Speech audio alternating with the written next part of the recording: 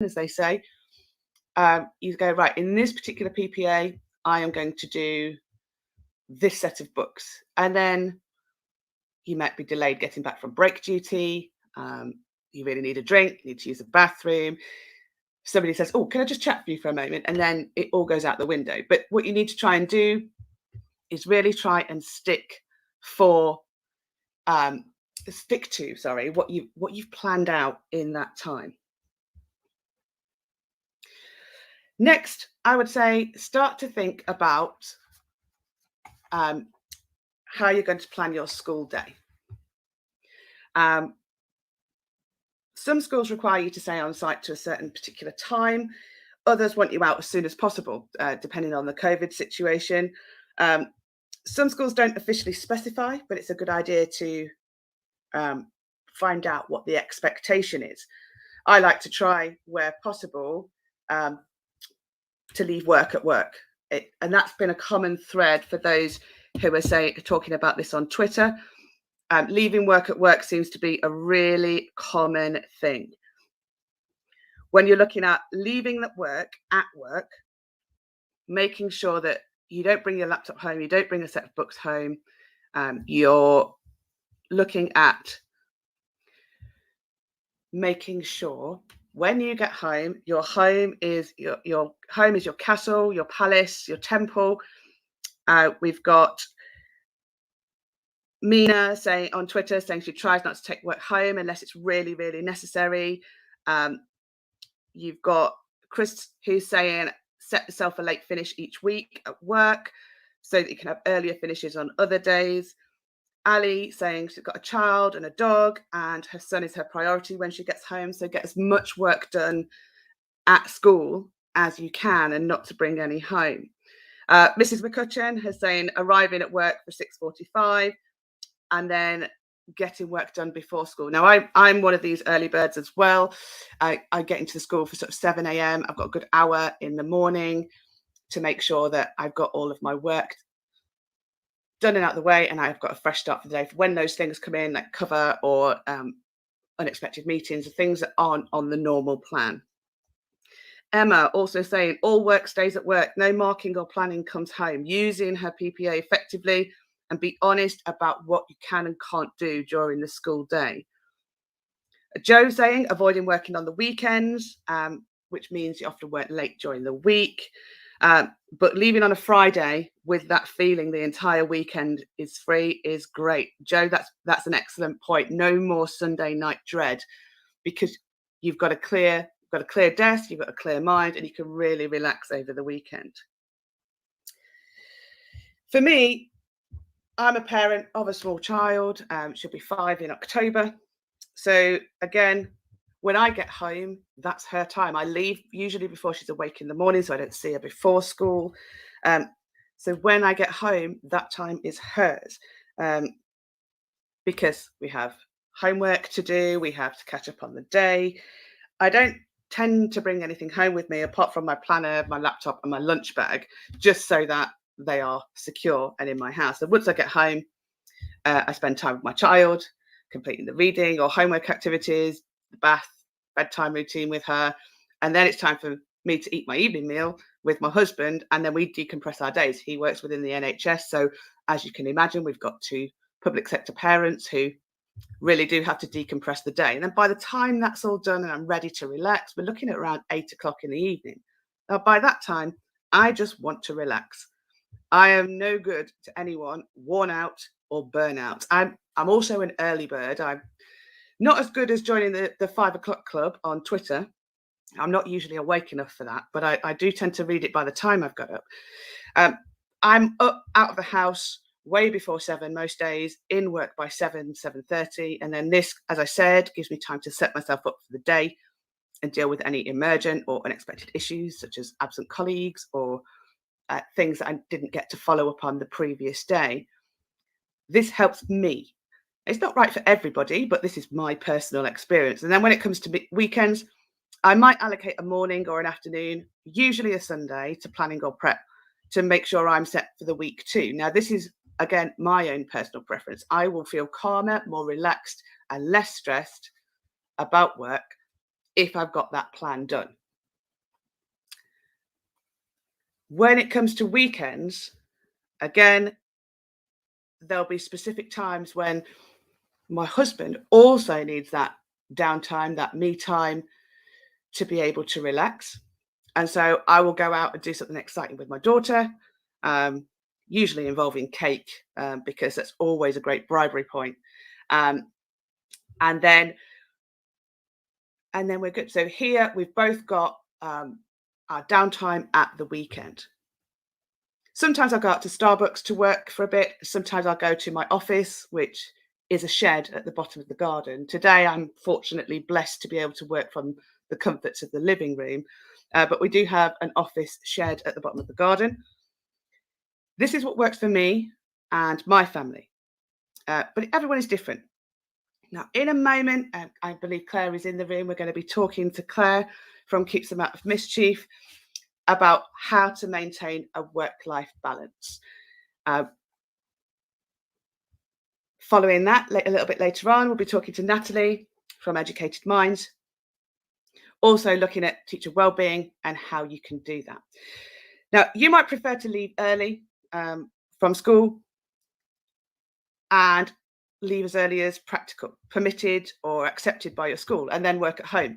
This is also fine if it works for you. However, you should not feel the need to work at home, and no school should realistically expect you to work at home over the weekends. We've got a few other people on Twitter saying that they're not so good at finding that work-life balance, but hoping that by the time they go back to school, they'll get back into the swing of things. Jamie saying work when it's flexible for you, plan for long term, so make some resources that you can reuse year after year rather than just now. Mrs. Roberts saying she's got a very supportive partner who does the brunt of the cooking and the housework. Me too, Mrs. Roberts. My husband is responsible for chefing. He does all of the evening meals, and he's responsible for the food shop. He makes sure we're eating well during the week. And then that means that when I get home, I can talk with my daughter and we can do all of the things that we need to do there. The common theme, Dan is saying that I try to do as much work at school to separate it from my home life, and setting off a cut-off time. That's a great point, Dan. Setting a cut-off time, so if you are working at home in the evening, you don't go beyond a certain point. Prioritizing is key, and filtering tasks. What has to be done and what can wait till later? A great point there. I am a massive user of lists. If it's not on the list, it's not getting done. And so I also like to colour coordinate my list as well. What needs to be done immediately, what needs to be done by the end of this week, and what can wait till a little bit later. Share how you do it. How are you maintaining your work-life balance when you're at school? We've got a few people as well saying that they find work-life balance challenging. Simon has said to put systems in place. No working at home. He's got a family of 4. Yeah, I hear you there. That's a massively important point, because when you have children of whatever age, you're a parent, you're a human first before you're anything else, but you're also then a parent before you're a teacher, and all of that. So having time with them, different people, it is different for people, and it depends on your context. It's another great point in Simon's tweet there. After the kids have gone to bed, trying to think 3 or 4 weeks of plans, make space for the always unexpected. That's a brilliant point. Like, where is your contingency time? There's sometimes it's important to not plan what you'll do in your PPA, just in case you're not able to do that, because you never quite know what's going to happen in the school day. What else have we got here? We've got I don't expect anyone to go above and beyond or to work outside of work hours. That's from Miss Danan or Danan. Apologies if I've mispronounced your name there over on Twitter. Again, that's a great point. I said before in my introduction, I'm a head of faculty and I manage a team of people. And I don't expect them to work outside of school hours. If they choose to, that's their choice, but it's not my expectation that that's what will happen. Done is better than perfect. Great point, Dorian, but easier said than done for many of us. A lot of teachers are perfectionists, the common themes coming out throughout. Okay, as I said, we're going to be joined by Claire shortly, and we're going to be talking about teacher wellbeing. Just going to take a little quick break for the ads, and we'll be back after that.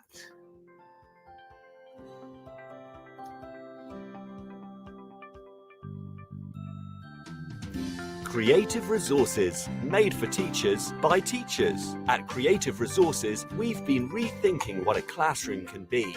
We've created a huge range of more than 2,500 original and exciting resources that span across more than 15 different subject areas. Whether you're looking for primary or secondary level resources, careers options, PSHE, arts or humanities, Creative Resources have the resources for you. We offer full curriculum packages and unique, challenging escape rooms themed on topics such as Shakespeare, Tudors, and fractions. We have quizzes, task cards, Tarsier puzzles, and lots more. Better still, more than 100 resources can be accessed for free. Just visit our website, www.cre8tiveresources.com. You can get 10% off any order you make on our website by using the discount code TTRadio. Creative Resources, made for teachers by teachers. Every teacher loves stationery, right? Imagine getting a selection of fun, beautiful and unique stationery items designed and selected especially for teachers, delivered through your door every month. You need to check out teacherslovestationery.club. I'm always so excited when the box arrives. It's such a treat. My Teachers Love Stationery Club box is just a little treat to myself every month. It's always full of delightful and surprising items, including some really good quality stationery brands like Faber-Castell and Stabilo. And because you never know what you're going to get, it makes it even more fun and special when you get it. It feels really great to be supporting a family business that's run by real teachers. I can't help feeling like they just know what I'm going to enjoy using stationery-wise better than I do myself. Visit teacherslovestationery.club and enter the code TTRadio when you buy your first stationery box to save £2 today. teacherslovestationery.club. Introducing the Leadership Masterclass series by Diana Osagi. Learn how to ditch your fears and develop your leadership confidence. How to deal with difficult colleagues. How to thrive when you lead in a challenging environment. And how to get colleagues to buy into your vision. Join Diana for her online leadership masterclasses starting on the 10th of July and running all the way through the summer. These sessions are the perfect way to prepare and refresh for the next academic year and beyond. Book your place at courageousleadership.co.uk/events now. The first 50 leaders to sign up get an additional free mini coaching session with Diana herself. Don't miss this. Courageous Leadership Masterclasses at courageousleadership.co.uk/events. Okay, so now we have Claire from Keeps Them Out of Mischief. She runs the website Keeps Them Out of Mischief, and she's a teacher providing strategies and advice to promote the positive behaviour support and the well-being of educators. Good morning, Claire. Good morning. Well, welcome and thank you for joining us today on this glorious Saturday morning. Can you tell me and our listeners a little bit about who you are and what you do, please? Yeah, absolutely. So personally, I'm a mum to 2 primary age boys, a wife, a musician, a school governor, and professionally, I'm a behaviour support teacher who works for a large local authority in the Midlands. Like you said, I'm on social media running Keeps Them Out of Mischief, which is there to support educators, because if you aren't in a good place yourself, you can't meet the needs of the kids you're working with. Before doing this job, I've spent 20 years working in various teaching roles, including senior leadership, different schools, different authorities across the Midlands. Okay, so like many of us then, a very busy person and lots of things in the diary. So why is looking after your well-being so important? You'll notice that when I introduced myself, I started with what's most important to me. That's my family and my friends, not my job. It's taken me quite a long time to get to that point, though, I have to say. Your job is so important because it sustains you, it keeps you going. But if something terrible were to happen to you, your employers would have your job advertised by the end of the month, and your family and friends wouldn't be able to replace you so easily. That might seem like a bit of a drastic way to look at it, but ultimately we should be working to live, not living to work. My interest in educator wellbeing comes from my own experience of burning out a few years ago. 2 babies born prematurely, pressurised job with responsibility for inclusion across a federation of schools, as well as a teaching commitment. And I was still trying to work as I had done before I'd had my kids, and it was a recipe for disaster. Wasn't doing anything well, and ultimately I became physically and mentally unwell. And like you said earlier, your personal well-being is so important because we want to be giving everyone in our lives the best of us, not what's left of us. I learned this the hard way, and I'm still learning it. Yeah, and that's a great point. So people in our lives need the best of us and not what's left of us, and that's excellent, which is why maintaining that work-life balance is really important. Now, you said that you do a lot of work around well-being. So what are the signs that you or others might notice when you need support with your well-being? Before the pandemic, a large number of appointments with GPs could be put down to the impact of our working practices. Patients were visiting, describing physical manifestations of anxiety and stress. That wasn't just for teachers, it was across all professions. But if you look at teachers, and when I say teachers, I'm really referring to everyone working within education, we're one of the only professions where we will sometimes think it's easier to go in even when we're not well, so that we don't have to pick up the pieces when we return to school. So there's a wide range of things that you or others might notice that might be pointing to a decline in your well-being. So there's the change in your sleep pattern, perhaps decline in the quality or the quantity of your sleep, changes to your eating, again, the quality or the quantity of food and drink you're consuming. Surviving the day on a black coffee and a cereal bar is not the best way to fuel yourself, and I'm quite sure we've all been there at one point or another. Forgetfulness, or a pile of scribbled post-it notes because you're so scared of forgetting something. Impaired concentration, perhaps forgetting what you're saying halfway through a sentence, becoming easily distracted by the slightest thing, or perhaps becoming less tolerant of things going on around you, those sensory inputs. It might be struggling to manage your emotions, perhaps the smallest thing is getting to you, or taking comments perhaps more personally than you usually would. Sometimes it's that loss of motivation.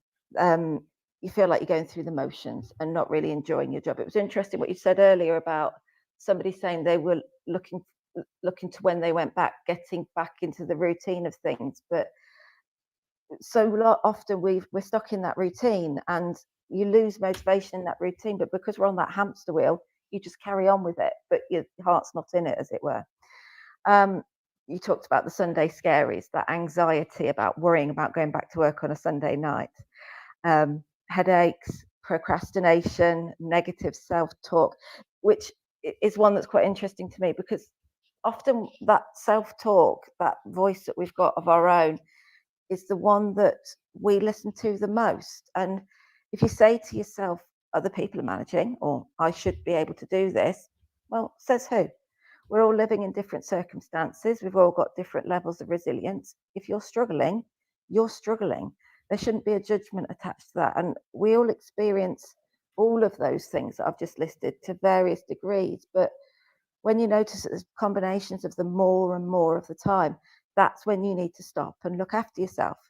And as you begin to notice it, or as friends and family especially begin to notice it, you'll start noticing things that perhaps indicate you're on that slippery slope of not looking after yourself so well.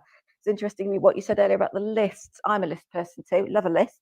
But I know that as my list gets longer and longer, that's when I need to look after myself, because I'm so scared of missing something. Everything goes on my list. And I know at that point that I need to reassess my priorities and look after myself, or ask for help to do so. Yeah, excellent point. I mean, I think we've all been at stages, particularly over the last 18 months, where everything has just been so overwhelming. I don't know about yourself and your roles during the pandemic, but for me, I just felt like I couldn't switch off, because home and work were the same place.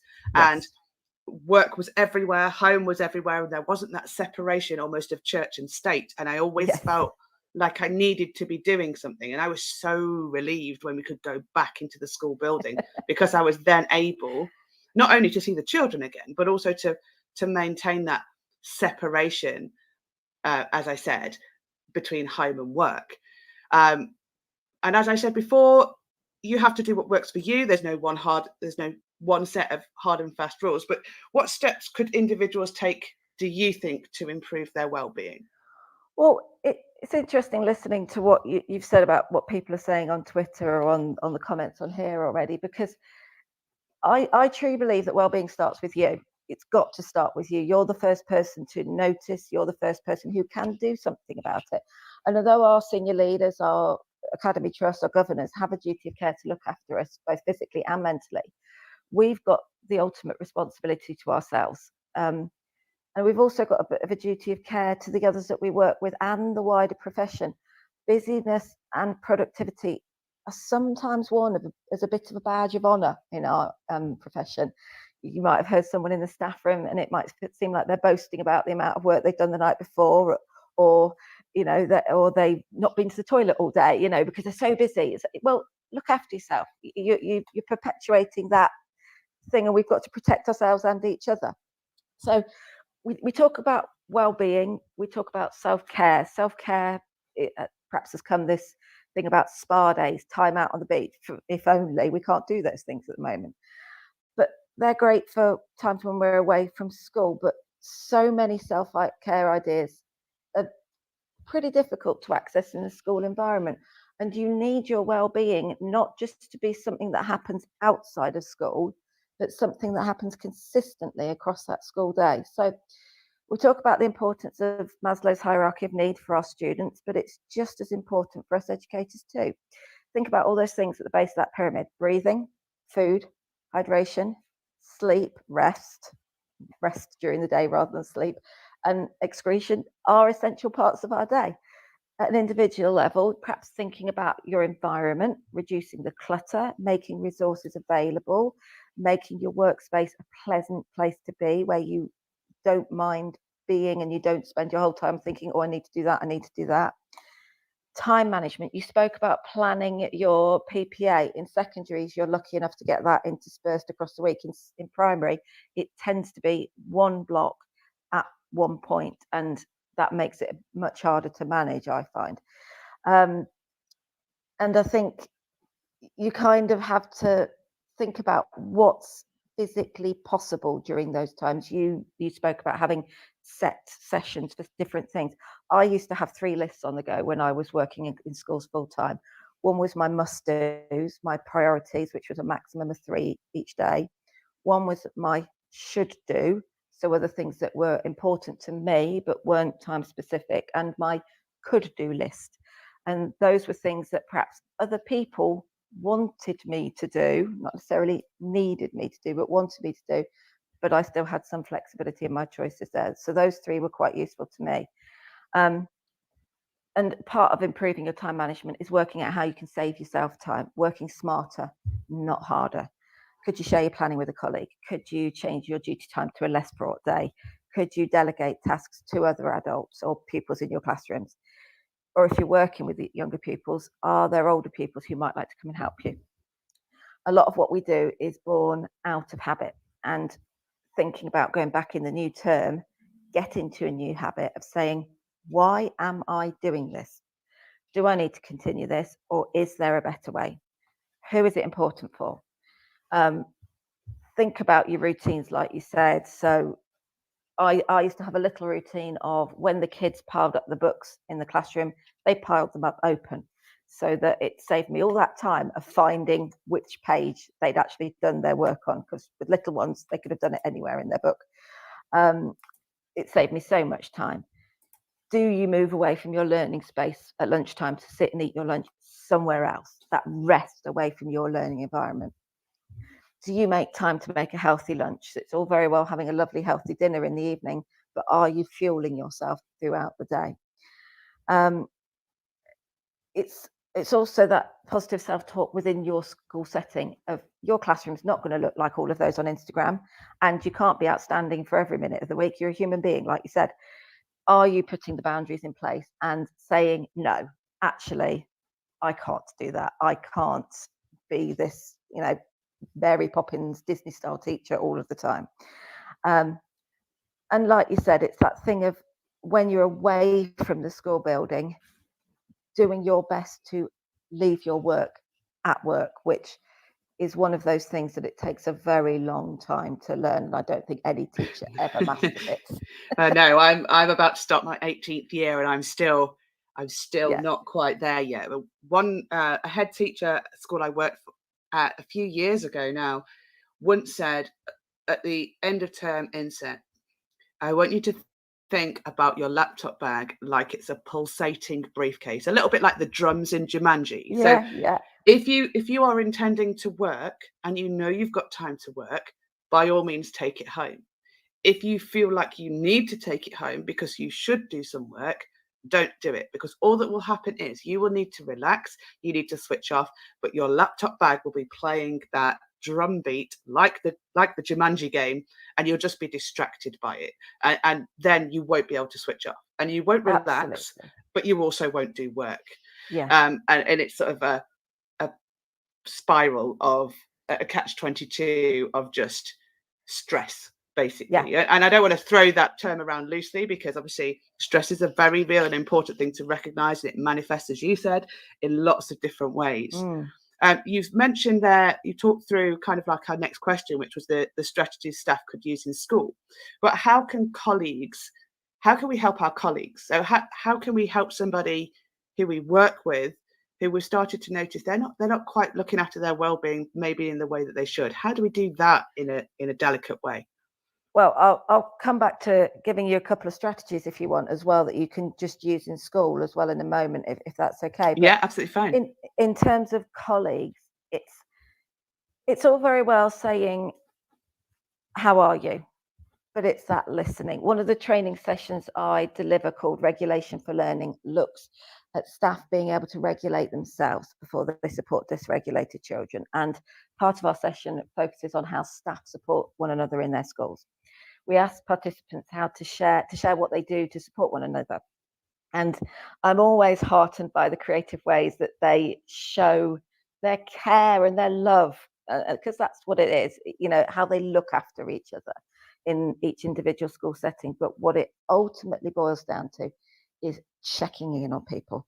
Ask how they are, actively listen to their reply. One of the major communication issues we have is that people don't always listen to understand, they listen to reply.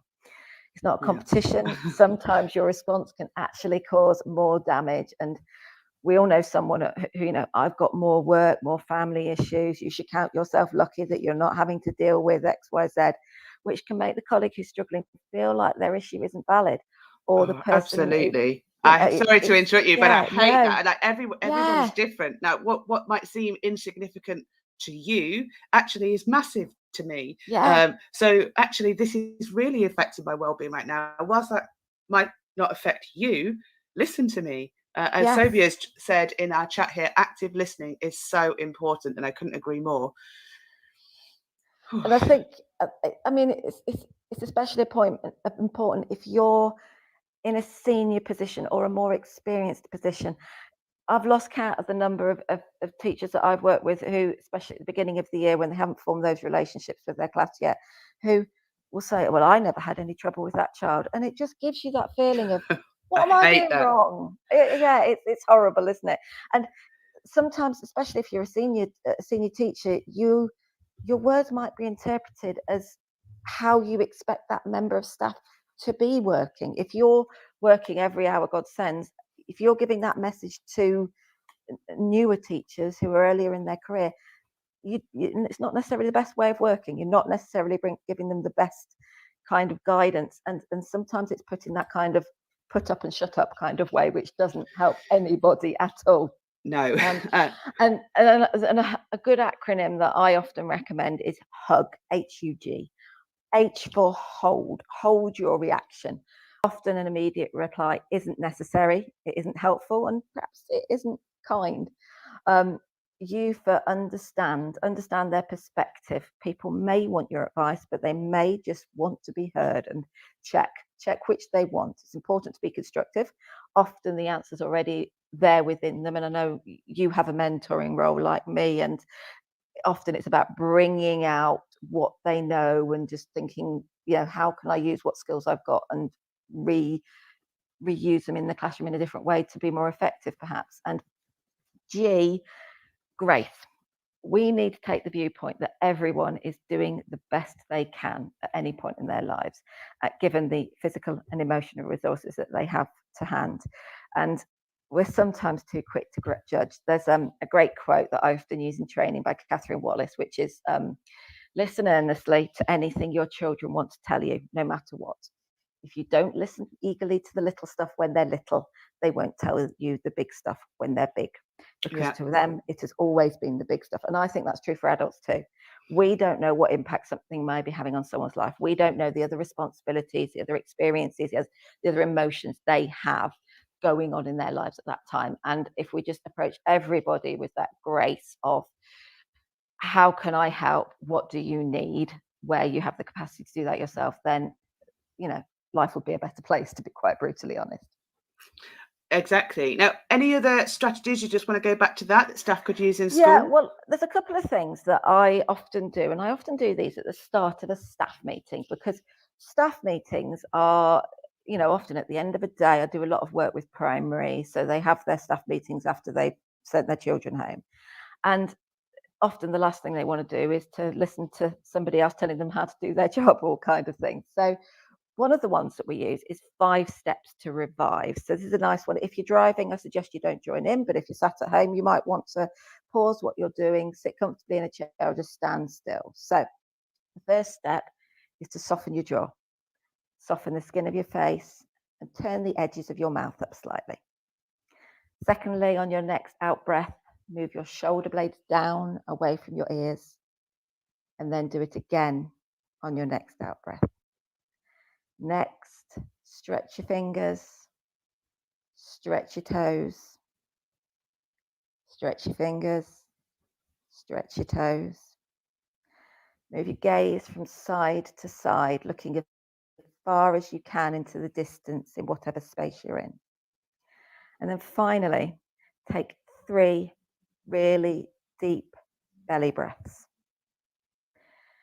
When our bodies and mind are overwhelmed or feel a sense of threat, our amygdala deep within our brains acts like a guard dog, making the body ready to fight, flight, or flee.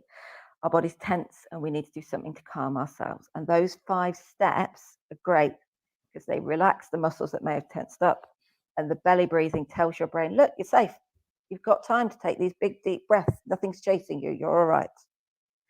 So that's a really nice one. And you can do that with your kids. If you've got a class that are quite, up and excitable, that's a really good way to bring them to a calmer place. Yeah, there's mindfulness activities in the morning often also set the tone for the day. Absolutely. Yeah.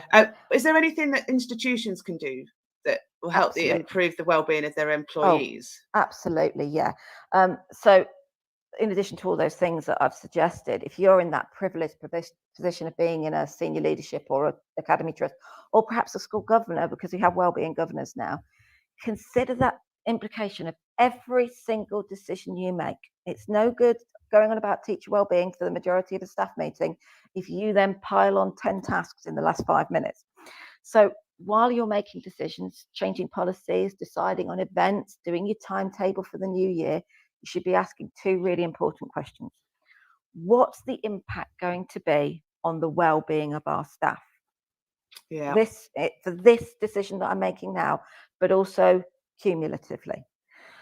And as a result of that, what's the impact going to be on the children? For example, lesson plans. How much of your planning routines are unnecessary duplications? You see it so much in schools. You've got it on this long-term plan for the year, you've got it on the medium term, you've got it on a daily lesson plan. Oh my goodness, you don't. I really don't think I've actually planned anything new or created anything new for about 5 years. I mean, obviously, I've adapted lessons and I plan my lessons to the point where I'm adapting them for the students in front of me. However, you don't need to keep reinventing the wheel. No. The wheel works quite well. I mean, give it a bit of a paint or pump the Yes. tire up a little bit by all means, but you don't Absolutely. need to create a new one from scratch. Yeah. And I think the other question we need to ask is how much is done because of that phrase, does Ofsted expect it? Well, really, Yes. do Ofsted expect it, or is it something that's being used? Ofsted are starting to look far more closely at staff wellbeing, and the DfE's just published a document to support local authorities in MATs to look at the wellbeing of their staff. And by looking at every decision you make and the cumulative impact of those decisions, staff and pupil wellbeing will be kept in really sharp focus. There's always areas for development in every single school, but sometimes, like you say, if it ain't broke, don't fix it. Good enough has to be good enough. And we live in this culture where we're continuously told to strive for more, to get the better phone, the better car, the better home. And yeah, aspiration is a wonderful thing, but there is a massive value in being happy with what you've got. And that needs to be translated into our schools and our classrooms. Most definitely. And just finishing off, because I know that you've got other places to be. Thank you so much for giving up your time this morning. Right. But where can people get support if their wellbeing isn't where it should be? Well, just to finish off, ideally you'll have a supervision type structure within your schools where you're working with a solution focused approach to all your issues, sharing good professional practice. But obviously that's not rolled out in all schools. It would be wonderful if it was. But your first step is to look at what you're doing. Can you change? Are you leading the life you want to live? If not, talk to a trusted colleague, a friend, a family member. Use apps to monitor your physical and mental health. Be a little bit careful with those. I used to use a sleep tracker on my watch, but having two small children at home who are terrible sleepers, it just made me feel even worse seeing that terrible graphic each morning. So I stopped it. But there's other things you can use. Mindful moments during your day. There's smiling mind. There's calm. Every day I put a little motivational thing on my keeps them out of mischief, so that you can see that on Instagram. And every Monday I'm going to be putting a mindful moment at the end of the day, so you've got that as well. Education support provides a free confidential 24/7 helpline staffed by trained counsellors on 08000 562 561. Your union might run helplines or sessions, and your school or your authority or your MAT might have an arrangement with a healthcare provider as part of your employment benefits. Use it. It's there to be used. They're paying for it. Use it. And stuff like that's often on the back of your pay slip or on their website. Wider community, you've obviously got your GP. You can self-refer for talking therapies. The Samaritans on 116 123, or they now provide an email service if you find it easier to write things down rather than talk about it. It's so important to be kind, to be curious, and be connected to everyone, but especially yourself. You are the person who can make the changes, and you are responsible for that. So you need help sometimes, but it's got to start with yourself. Otherwise it won't change. Excellent advice. And like I said, Claire, thank you so much for giving up your Saturday morning to talk to us. And just a reminder for those who might have missed it, Claire runs Keeps Them Out of Mischief over on Instagram. Lots of fabulous resources there. Oh, thank you. Thank you. And have a lovely rest of the day, and we'll speak soon. Thank you. Likewise, you too. Take care. Thank you. Bye-bye. Well, thank you, Claire. That was a brilliant and lots of advice there. We're going to just take a quick short break for the ad, and then we'll be back with Natalie from Educated Minds. Every teacher loves stationery, right? Imagine getting a selection of fun, beautiful and unique stationery items designed and selected especially for teachers, delivered through your door every month. You need to check out teacherslovestationery.club. I'm always so excited when the box arrives. It's such a treat. My Teachers Love Stationery Club box is just a little treat to myself every month. It's always full of delightful and surprising items, including some really good quality stationery brands like Faber-Castell and Stabilo. And because you never know what you're going to get, it makes it even more fun and special when you get it. It feels really great to be supporting a family business that's run by real teachers. I can't help feeling like they just know what I'm going to enjoy using stationery-wise better than I do myself. Visit teacherslovestationery.club and enter the code TTRadio when you buy your first stationery box to save £2 today. teacherslovestationery.club. Okay, so welcome to Natalie. Natalie's the lead teacher of English and drama at an international school in the Netherlands, and she's also the creator of the Happy Teacher Planner. I'm quite excited to have her on the show this morning. It's a planner designed to help teachers manage their well-being. Natalie's also got a YouTube channel called Educated Minds UK, which shares English revision resources and wellbeing advice for students. So good morning, Natalie. Thank you for joining us today. Hello, hi. So aside from my introduction there, can you tell me and our listeners a little bit more about you, who you are and what you do, please? Yeah, so I'm Natalie, born and bred in London, but I've been international teaching now for the last going into my 5th year. So I was previously in the Middle East before, and now I'm in the Netherlands. I created the Happy Teacher Planner because I myself suffered from really bad anxiety, and I know this is something that a lot of teachers struggle with. I kind of started suffering from anxiety when I was working in London, and I know how important it is to try and kind of put yourself first in a profession where a lot of the time you don't feel that you can. Anxiety, I think, creeps up on a lot of us. It kind of just is a slow burner, and then all of a sudden hits us a little bit like a train. Why do you feel that looking after your well-being is so important? Obviously, you've developed the Happy Teacher Planner to help teachers to do that, but why? A lot of the things, sorry, I might repeat from what the other lady said, but there's only one you. And I think if you don't look after yourself, then you can't look after anybody else. And for me, especially when I started suffering from anxiety, I was horrible to be around for my family, my friends, and my students, and they noticed. And so it's one of those things where, as I say, if you don't look after you, you're not the best for anybody else. And like she was saying, you're disposable. Schools can get rid of you, but you mean something to your family and your friends, and I think that's so important to realize that it is a job and you are something more to other people around you. Definitely. So I know that a lot of the things that you do with the Happy Teacher Planner and Educated Minds will be very similar to Claire as previously discussed. I'm gonna sneak in a surprise question for you now, if you don't mind. No worries. So how do you maintain a work-life balance? What would your tips for that be to avoid the burnout, to avoid the anxiety? What advice would you give? I kind of learned now to switch off. I think before I was very much a yes girl, and I wanted to kind of show how much I could do, and that I was capable of doing everything as soon as I was asked to do it. And that's what led to me going into feeling anxiety in the first place. I'm human, and I think I have to allow myself to switch off. And so yes, I may work at home sometimes, but I know there's a cut-off time that I will say, okay, right, I might work for an hour or work for 2 hours, but then I'm switching off. And before, I would be working till 10, 11 o'clock at night, and then I go to sleep and start work all over again. And so I never really had a life because my life was work. But now I will make sure that I, if set a timer or something, to just try and make sure that, I stick to the boundaries that I'm setting for myself, basically. Yeah, there's been a couple of comments on the Twitter thread. So Ashley saying, I remember it's not a balance because that implies they are equal in order for it to work. You can't have one without the other. So I ensure I spend the time needed with my family and prioritize tasks that have maximum impact on learning.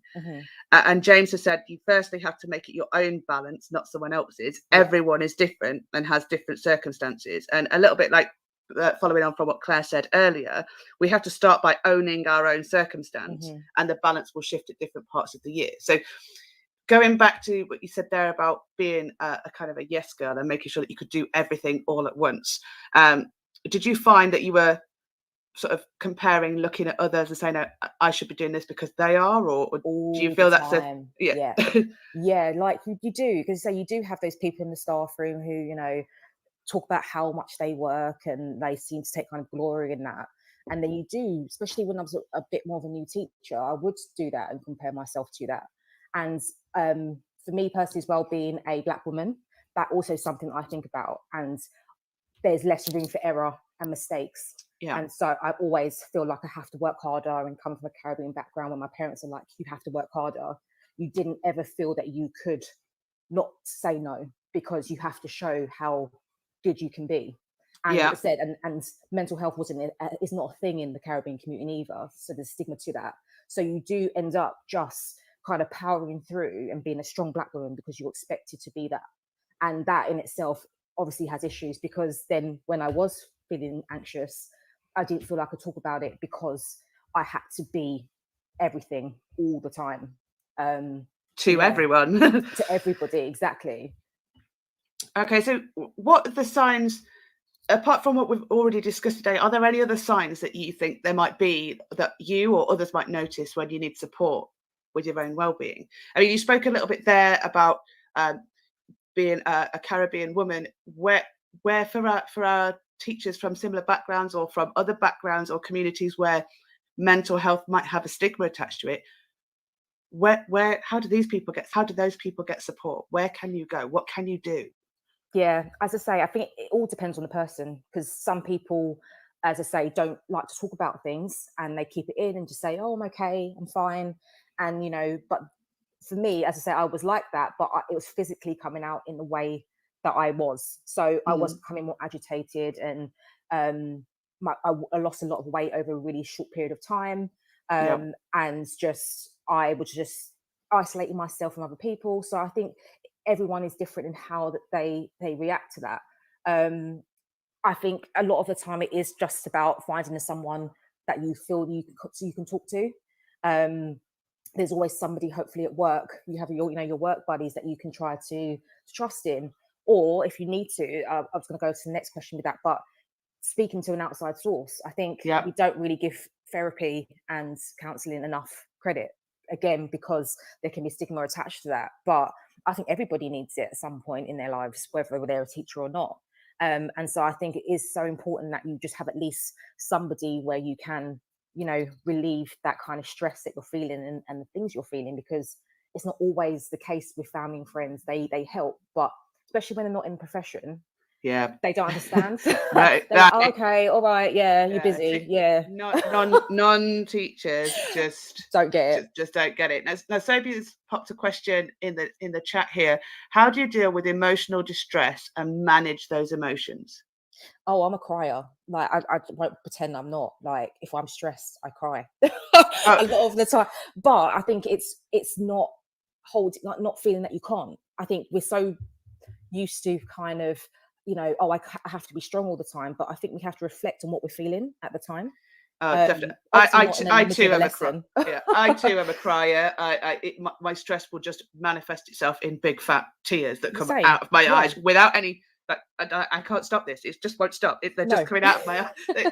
Someone turn it off, please. But that's when I know I need to take time, a little bit of a step back, and actually just go and have a sit down. Go and do something different. Exactly, and I think that's okay. And I think, as I said, I've been told all my life, oh, cry, you shouldn't cry. But actually, that's my way to relieve some of the stress that I'm feeling, and to reflect on, okay, right, you are crying. Why are you crying, Natalie? Like, and actually talking to yourself and reflect on the feelings that you're feeling. I think we are so used to feeling that we have to just keep going and we should ignore it, but we shouldn't ignore it, and that's the problem. And that's where the stress and the anxiety and the depression comes from, because we're trying to ignore the feelings that we're feeling. So I would say if you want to cry. Excellent. So aside from going and having a cry either in a cupboard or a quiet space or the privacy of your own home, what other strategies do you think staff could use in school to help with their well-being or their balance, as it were? Planning your day. I think I have to have a plan. Like if I just have, okay, I need to do this and this and this in my head, but don't actually write it down as a to-do list, then I just feel really disorganized, and that in itself causes stress that I don't need to have. And so for me, deciding, okay, well, what's my high priority today? What is the stuff that I need to make sure that I get done? And then there's stuff that could be on the list that actually, okay, if I don't get it done, then there's always tomorrow. I think that's the thing. We always think, okay, we have to get all of this done today. And then you realize that no, you don't need to. That marking can stay till tomorrow, or I can, get back to that person at this time, but what are the things that definitely need to be done? So I think making sure you kind of have a plan of your day and that kind of to-do list of, you know, your highs and high priorities and not, is definitely important. Yeah. Also realizing you're not alone. I think there's so many of us that are feeling this way, and just to think that, okay, well, I don't want to share it or talk about it because no one understands. People Yeah. understand, and I think we shouldn't feel alone in that feeling at all, because as I say, you spend most of your time with people at work, and actually they do become your second family a lot of the time. And so actually Definitely. you should feel that, you know, you have a sort of support in somebody, hopefully you do, within your school. Learn to say no. Like I say, I was yes, yes, yes all the time, and now it's quite liberating when you say no. I can't say Yeah. Yeah. that because I was so used to, as I say, always saying yes, and as soon as I said yes, there was pressure Yeah. because And I then had to get that done. the first time you say no to somebody, they look like you just said something really obscene. Yeah, Like, what do you mean exactly. no? You always say yes to absolutely everything. But that's the problem. The more you say Yeah. yes, the more people put on you, and Yeah. then you're like, you know, oh, she'll do it, and now it's kind of like, well, no, if I've got a lot on and I know that's not possible, or it's going to eat up into my time, then I'm not doing it. Yeah. And I say, you know what, I can do it, but not now. I can do it by this time. You know, so it's my boundaries and what I can do. I think that's another thing, setting your boundaries for Yeah. yourself, because people keep pushing your boundaries unless you make them and you set them and you stay firm in what you need from yourself and what you can offer others, I think. Yeah, excellent. And we've got a few more minutes just before we break for the news. I know that you're short on time this morning. I'm very grateful It's for all right. your talking with us today. What steps do you think we spoke with Claire? I spoke with Claire just before about how we can support each other and our colleagues. And you've just mentioned about you spend a lot of your time, most of your time, with people at work. They become a second family. And for me, letting go and giving work to others has been one of the hardest things I've had to do, because what I generally have done over my past few schools in the role that I do is go to a department that is empty, bereft of staff, and then I build a team. But then once I've got a team, I don't have to do everything anymore. I can give it to other people. But actually letting go and giving that up, it is challenging. But how, other than supporting and sort of sharing the workload, how can we help each other in a school situation? Like the lady was saying before, it's being a good listener and being there and realizing that, as I say, I think it's important to delegate work and to make sure that you're all feeling okay in that, but also supporting where you can, if you can. And to say, just being someone that you feel that they can listen to. And sometimes it's just like asking if they're okay, or even small gestures. Like sometimes I'd like, you know, bring someone a tea, or I leave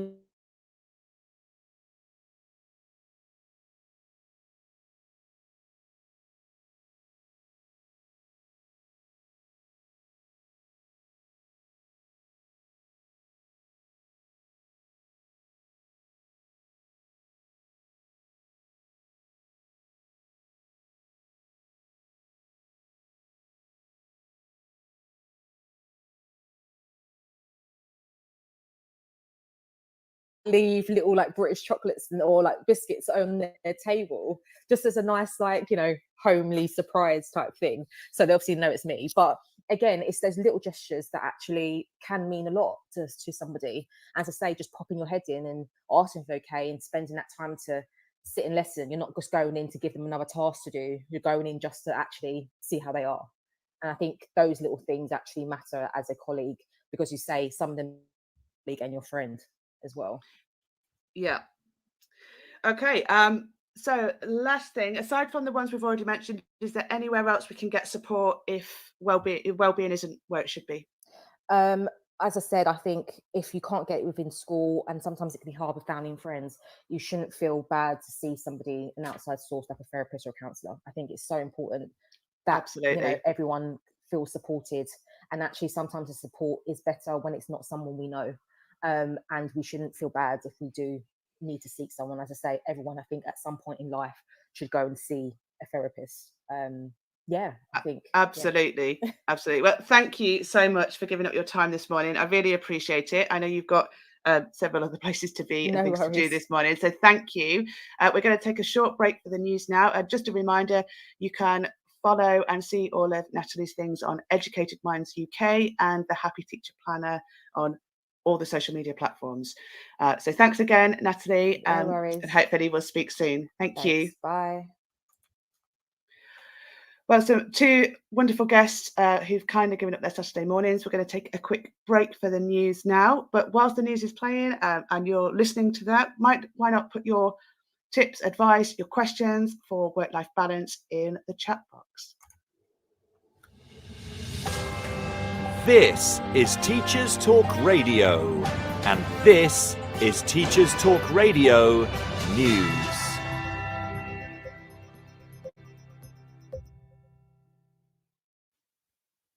A UK university has become the first in the country to make COVID vaccination mandatory for students, according to a report in The Telegraph.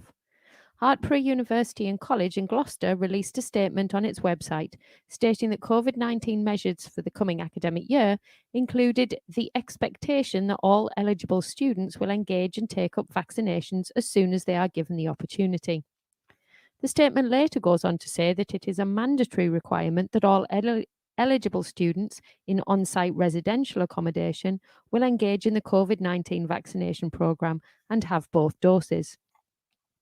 The statement further points out the likelihood that students without proof of vaccination will be limited in terms of access to social events and venues on the campus, although the statement says that this is in line with the national picture, where vaccinations proof may be required for all adults wishing to access entertainment or hospitality venues.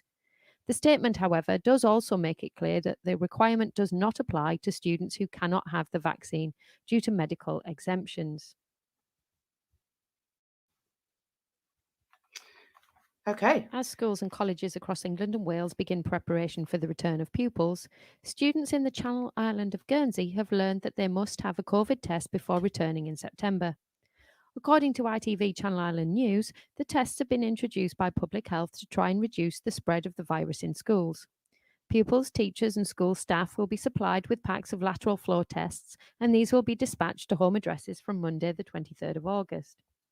Anyone returning to schools is asked to complete 2 tests, one no later than the day before they go back.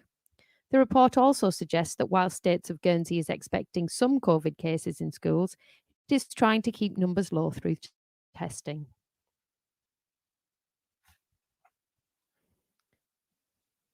Away from the pandemic, Further Education Week is reporting on the DfE decision to refuse a petition calling for it to back down from defunding BTECs.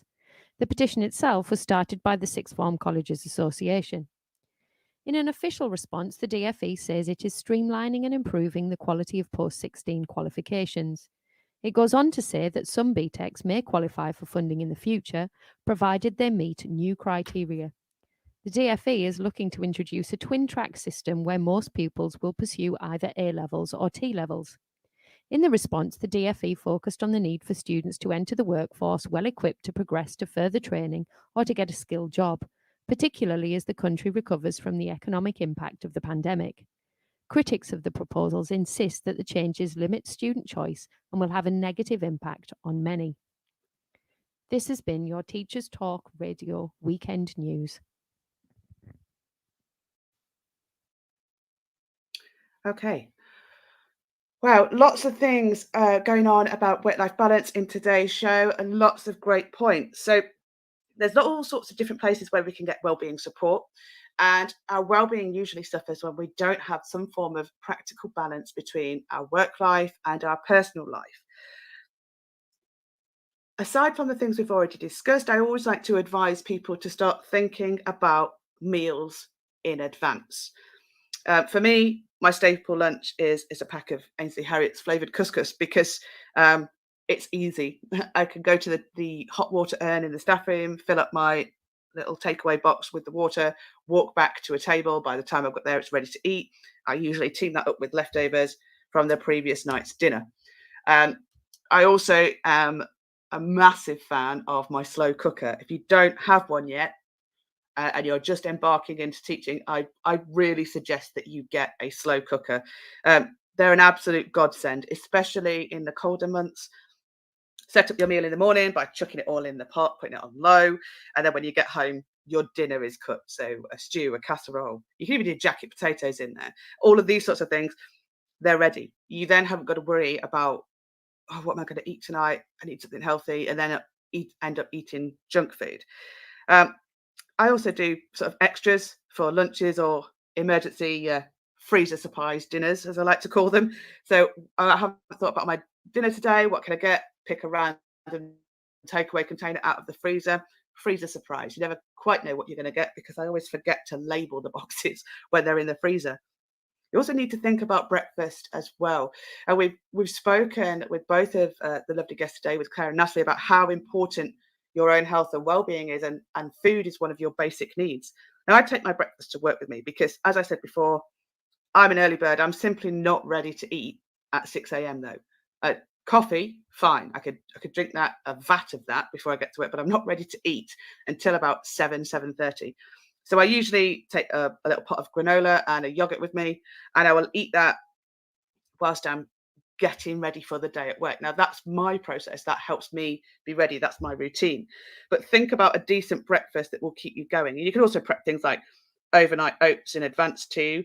And going back to being the chocolate ninja, HB History has said she's also a chocolate and treat ninja. Excellent. I think we should look at the great chocolate swap and just start sending each other wellbeing parcels in the post.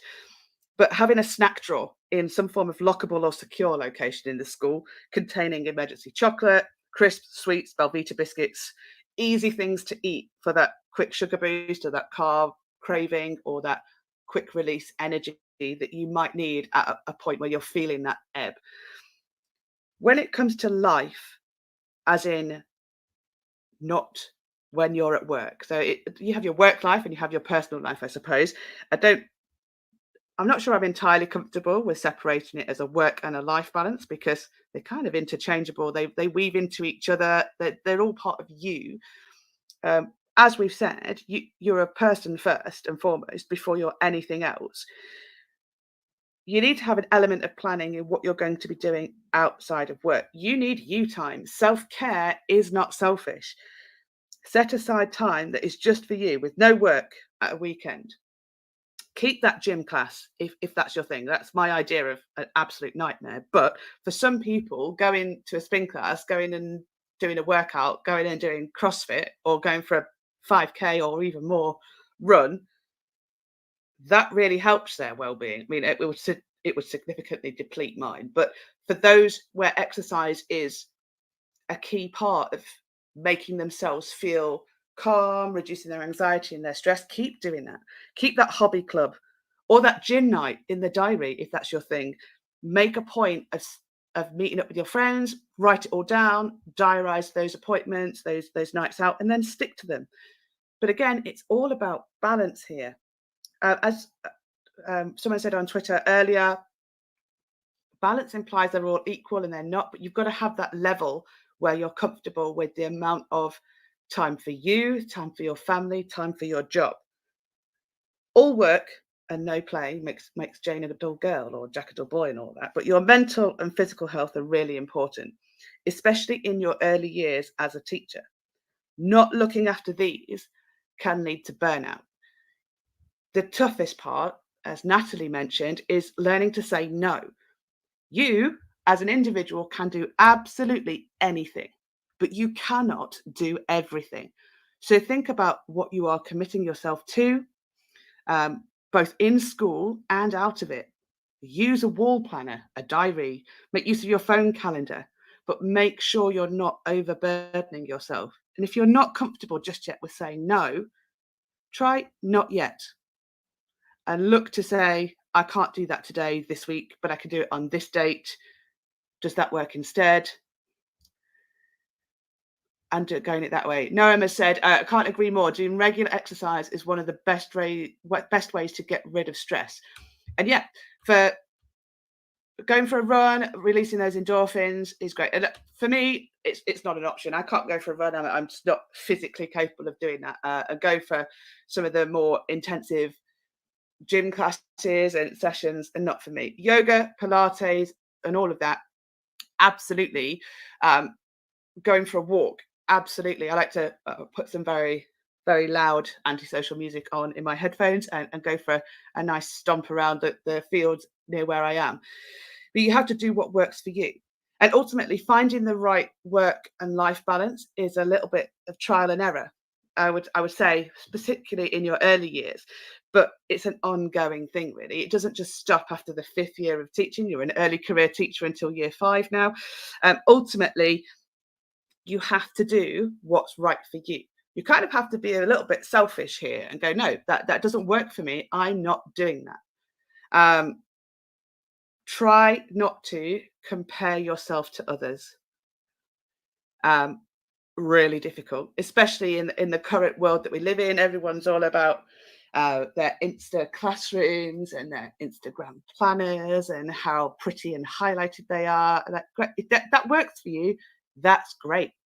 But don't feel you have to be like that other person. I mean, I'm a secondary teacher. I don't have any experience of what it's like for the early years teachers or the primary teachers. If there's anyone in who wants to talk about how you maintain that balance in the different sectors, please feel free, call in and talk to me about it. But you have to remember there are many, many swans out there in this pond of teaching.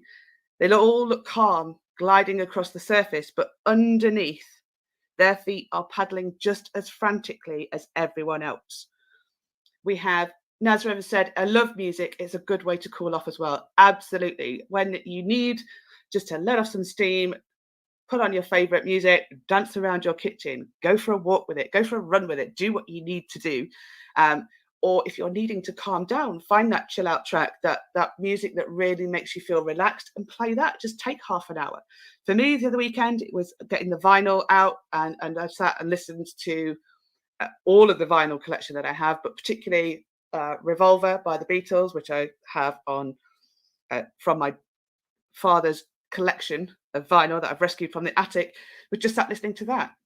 And that was doing nothing in particular, just sat on a sofa listening to a record. I was still scrolling through social media at the time, but I had my feet up and I just felt relaxed. Karen has said it's really important that we look after ourselves. If we're on the floor, we're helping no one.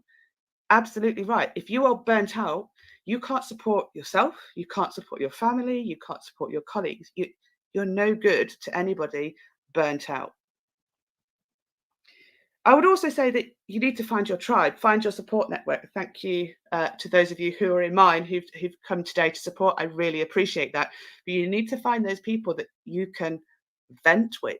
Now, that might be real life people, teacher friends that you've met across the years, who you can go, today was not a good day. This happened, that happened, the other happened, and they will get it. They will understand. They know what it's like to be in a school. They know what it's like to be a teacher, and they will understand why that was not a good day. Others won't necessarily get it. But you do need to have those non-teacher friends as well who you can talk to so that it's not always about work. So it's not consuming your life. I mean, don't get me wrong, I love my job. I am very much a teacher. I'm a mum first, I'm a person first, but I love my job. So I can talk about teaching and school and work and planning lessons and all of this sort of stuff all day. As some people who are listening in here already know. But you also need to be able to talk about things that aren't work, because otherwise it just clouds everything that you do. It leads to burnout and you won't help anybody. Karen has said it's important that, again, we look after ourselves. So when you're getting to that point where you think, actually, this is too much, I can't do anymore, I feel worn out, I feel burnt out, it's getting to the point there where you need to take a step back and you need to think, right, what do I need to do for me? You need to say no to people and just start to take some time for you. Speaking about the tribe, the support network, you might have that group of virtual friends from the Twitter chats that you talk to regularly. It might be an Instagram group. It might be a group of people that you've met through an online learning platform that you talk to regularly. They're just people that have that sort of separation from your day-to-day life. And these are also really important people to have in your support network, because sometimes it's actually easier to speak to somebody that you don't know that well or you don't know in person, because there's that almost not anonymity, but you've got that personalization part of it taken out. So in terms of work-life balance and how people do it, lots and lots has been said on the show today. We're looking at making sure that you take the time for you, that you understand that you have to do what works for you and be selfish about that, and how someone else does it doesn't necessarily mean that's the right way or a wrong way. If it works for you, arguably it's the right thing to do and the right way to do it. Think about planning. Plan not only what you're going to do in school during the day, to think about how you are going to plan your out of school time. What are you going to do in the evenings? Have you got to take child A to a karate class? Have you got to take child B to gymnastics? What time is here? What time is where? When are your doctor's appointments? When are you going to see friends? When are you going to see family? When are you just going to be able to sit in a room by yourself and not speak to anybody? Because sometimes that's what you need. Making sure that you're keeping those lists going, making sure that you are prioritizing what has to be done now, but learning to say no or not yet. I can do it at this point in time.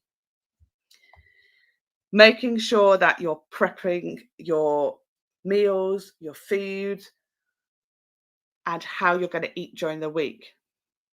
As Sophie said, work-life harmony and connections will be my priorities this year. That's a great thing to think about. The pandemic has had a massive effect on everybody's lifestyle and lives, even in that we've been consumed. Work and home have been the same place, and it's been very difficult to switch off. So making sure that you've got that separation of church and state, and making sure that one isn't impacting too much on the other, because don't forget, your lifestyle can impact on your work as well. It's not always that work is the negative influence. Sometimes it can be how your life. But here we're looking at how we make sure our school life as a teacher and our personal life as a human have some kind of synergy and balance.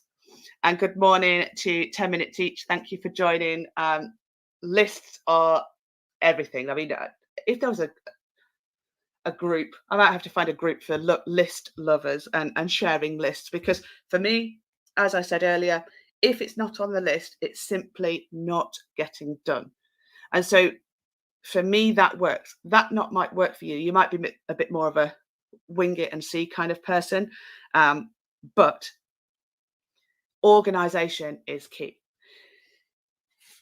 I also talked about planning within your school day. What are you going to do in your PPA time? And again, it works slightly differently, I know, in the early years in the primary sector, where I'm in secondary, so our PPA time is usually spread out across the week. You might get 2 hours in one block, or you might get an hour at a time. At which point you have an option there to be able to go, right, in this time, I'm going to do this. I'm going to look through these books. At this time, I'm going to go and do a learning walk and have a nosy around what everyone else is doing. It might be that that's the time where you're going to get up to date on your planning. I think for primary colleagues and early years colleagues, it's slightly different, slightly more difficult to meticulously plan what you're going to do in your PPA time. But I wouldn't know. I've never worked in that sector. And also think about, are you going to go in earlier? Sort of 6:45 when school opens, do that work before school so you can leave a little bit earlier. Are you going to stay later? Are you going to have these days of the week where you stay later to do some work? How are you going to plan out your week? Now, some schools will require you to be on site until a particular time. So I'm not saying as soon as the bell goes at the end of the day, that's it, pack your briefcase and go. What you need to look at is how you plan your week out for the time that you stay in school. I intend to schedule my time more. I need the time to work, spend time with my little boy, and spend time with my partner. I used to do quadrant lists to make sure I was having the breadth and balance. So these will definitely help partner, I have a little boy, exactly that. Things changed massively for me when I became a parent. So my daughter's coming up to 5. She starts school. God, that's another show in itself, like dealing with your child going to school for the first time. I'm going to need all the support for that. But she needs my time. She needed my time from when she was born, but she needs my time at the end of the day, and that time is hers. And so therefore, I don't like to bring work home, because by the time I'm home, that's when she wants to speak to me. There's nothing more heartbreaking than your child saying, "Mummy, can you play with me?" or "Are you working again today?" So that had to stop. That was challenging during the pandemic because we're all kind of intertwined and in the same places. I was fortunate enough that with both myself and my husband being key workers, she was still in preschool. But there were some days where their bubble popped and we had to work around childcare and working for both me and my partner with different ends of the house. It's then making sure that your day is balanced and working out what works for you. You may leave earlier. You may prefer to leave early if it's practical and permitted by your school. Some of you prefer to work at home. Some of you prefer to sit in your study, office, a particular room of your house, and that's where you're going to do your planning because you're more comfortable there. And that's fine if that works for you. You shouldn't feel you have to, but if that's what works for you, then do it. The balance here is making sure that you are selfish. A thing that we're all taught throughout our whole lives, that you can't be selfish. Being selfish is bad. But in this case, it's important to be selfish. Teach Fab Physics has said, "My home computer is better than the school one, which saves my sanity." As a computer scientist, I have quite a snazzy work computer, but I hear you. If my work computer was the slowest thing going, it would cause me more stress trying to get something done on a slow computer at school than it would trying to do it in school. To summarize some of the things that people are saying, you need to remember there's only one you. If you don't look after yourself, you can't look after anyone else. Everybody harps on about teaching being a vocation. It's the best job in the world, and to some extent it is, but it's still just a job. And you can be replaced at work. You cannot be replaced at home. And whilst that's quite frightening and morbid and quite a startling statement, it is true, and it's true of any profession. But work can replace you. Your family cannot. So make sure you're looking after you. The next point is to make sure you're looking after your actual physical health as well. Think about your exercise, your diet, and what you're doing there. I generally am not a great advocate of a healthy lifestyle. I am probably 80% caffeine because I drink so much coffee. It is what I do all day, every day. But it works for me. I drink water when I get home. I drink water throughout the day, but I'm always seen with my coffee cup. It helps me actually, rather than getting the high from caffeine. I actually find it quite relaxing just to sit and have a nice cup of coffee. But it's important to make sure that you're looking after what you need and what your body needs. And I really wish people would stop the glamorizing of burnout. Absolutely.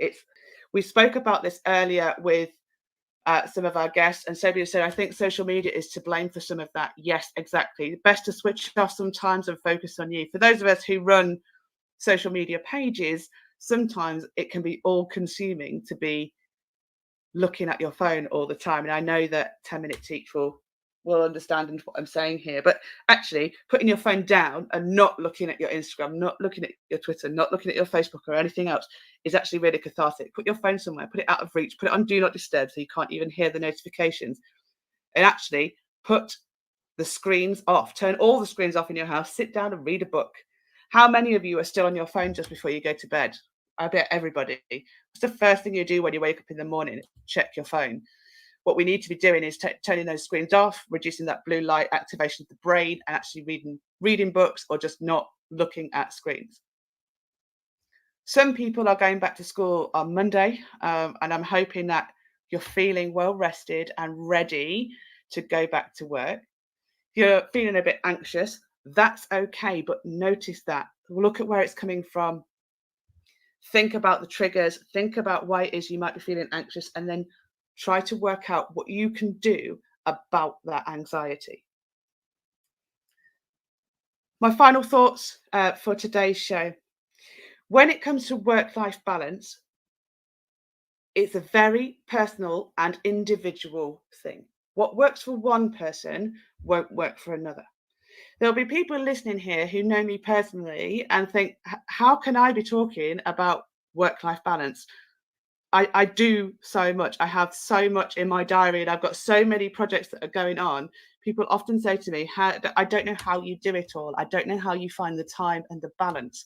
Well, for me, as I said, and I've said multiple times, it's all about the planning. It's all about the lists. We've got wall planners up in our kitchen. We've got then a larger weekly planner to what the meals are, who's going where, what clubs are on, and what is going on in that week, so that we are planned and we know at this time of the week, this is what's happening. We're going to sit down, we're going to spend some time with each other. But that not might work for somebody else. And that's fine. You have to do what works for you. And Dorian has said, I don't always enjoy exercise. The hardest part is turning up, but the feeling afterwards is energizing. So true. It's really easy when you have that gym membership or you've got that class book to go, you know what, it's been a hard day. I don't want to do it today. I'm not going to go. But actually going to that class, going to that gym session will actually make you feel better in the long run, because it releases those endorphins, it releases all those happy hormones, and you feel better. I know that some of us will go, I don't really feel like it, but actually turning up is the first step and often the hardest part. So I hope you've enjoyed the show today. It was my first ever show. I've been quite nervous, hence the speed at which I've been speaking and everything else. I'll be back next week. I'm going to keep the topic as a bit of a surprise to keep you guessing. And then hopefully I'll be able to speak to you then. To summarize, make sure you are listing, using lists, plan your lives out, making sure that you know what's happening during your week. Be selfish. Don't worry about people saying, well, you need to do this for somebody else. No, you need to take some rest for yourself, take some self-care for yourself. It is not being selfish. Learn to say no. You can do anything, but you cannot do everything. Enjoy the rest of your weekend. And for those of you going back on Monday, I hope you have a lovely week. Thank you for tuning in, and I will speak to you soon.